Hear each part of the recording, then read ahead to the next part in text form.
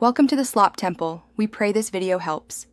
In this video, I will show how to open a Jeep Patriot hood. First, find the hood release lever, which is typically located on the driver's side, near the floorboard.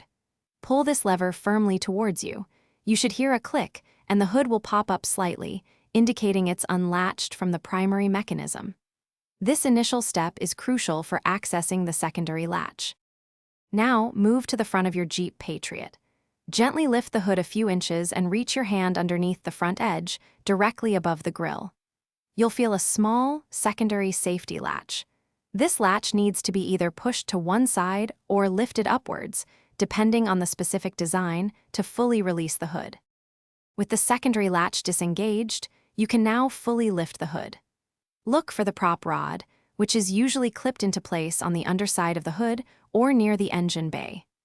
Unclip it and firmly insert the end of the rod into the designated hole on the underside of the hood or fender to keep it securely open while you work.